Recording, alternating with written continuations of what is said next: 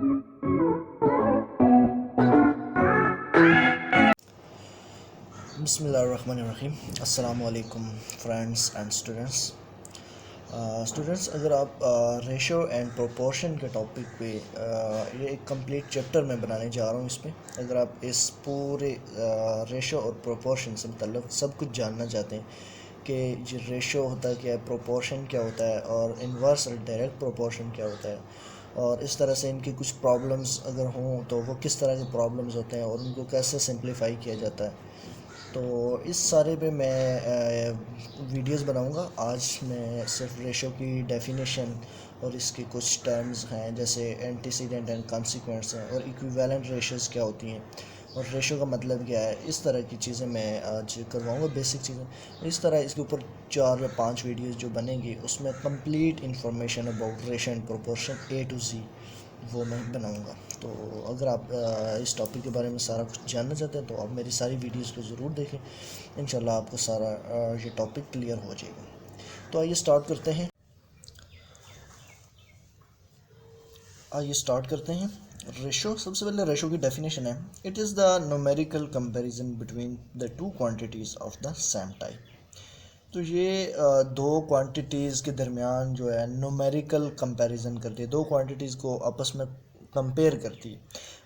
Numerical comparison मतलब कि उनके नंबरिंग के फॉर्म में कंपैरिजन करती है, गिनती की फॉर्म। तो ये रेशो ये होती है। एक एग्जांपल हम करेंगे, उससे हमें क्लियर होगा कि रेशो एक्चुअली कैसे कंपेयर करती है चीज़ों को। मैं एक एग्जांपल लेता हूँ। Azeem and Nabeel bought a clock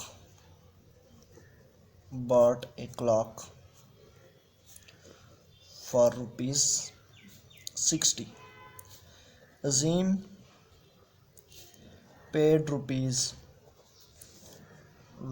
40 and Nabil paid ₹20। ये एग्ज़ाम्पल है कि अज़ीम और नबील दोनों ने मिल के एक क्लॉक ख़रीदी है 60 रुपीज़ की। उसमें से अज़ीम ने 40 रुपीज़ दिए हैं और जबकि नबील ने 20 रुपीज़ दिए। अब इनको हमने आपस में कंपेयर करना है, इनकी अमाउंट्स के कितनी अमाउंट्स इन्होंने दी हैं और किस रेशो से इन्होंने अमाउंट्स दी हैं।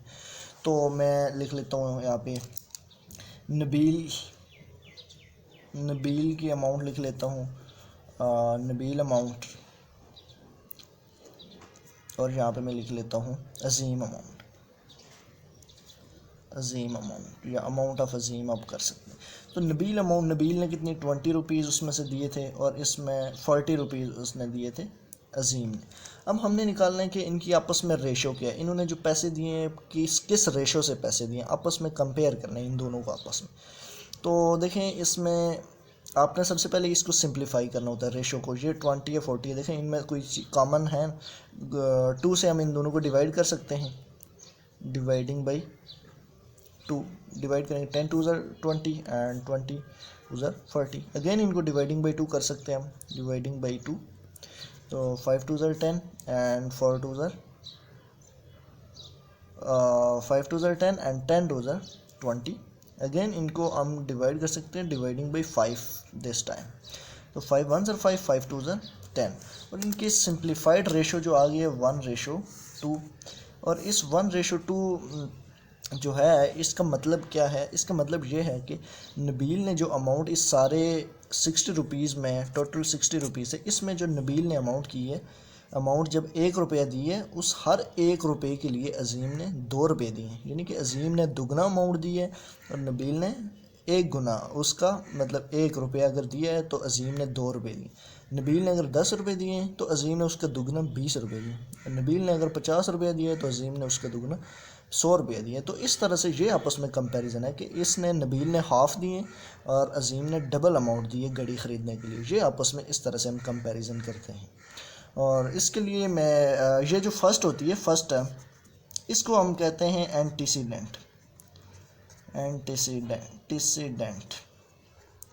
और सेकंड जो होती है, सेकंड क्वांटिटी, जो इसको हम कहते हैं कॉन्सिक्वेंट। ये जो रेशो होती है ये एंटीसीडेंट टू कॉन्सिक्वेंट होती है, पहली टर्म से दूसरी टर्म में रेशो होती है।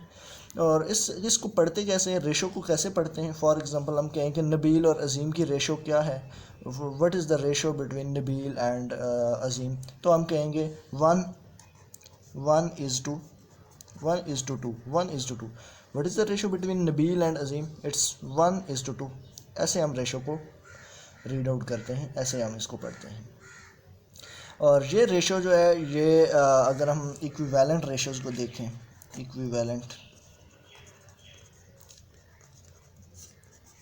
इक्विवेलेंट रेशोज़ क्या होती हैं, तो इक्विवेलेंट रेशोज़ ये देखें, ये वाली रेशो, ये और ये चारों आपस में इक्विवेलेंट है।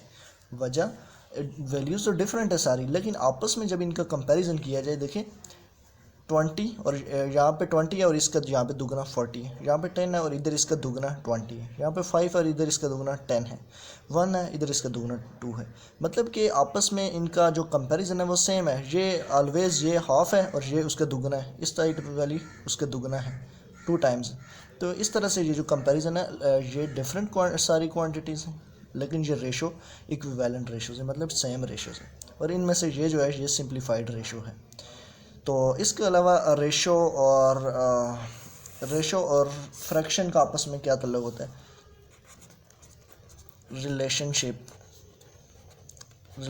Between ratio and fraction. Ratio और फ्रैक्शन जो है, रेशो को फ्रैक्शन के ज़रिए भी हम देख सकते हैं। फॉर एग्ज़ाम्पल देखें, यहाँ पे नबील ने, हमने देखा कि नबील ने हाफ़ अमाउंट पे की है और अज़ीम ने उसका 2 टाइम्स की। तो इसको हम यूँ भी लिख सकते हैं कि अमाउंट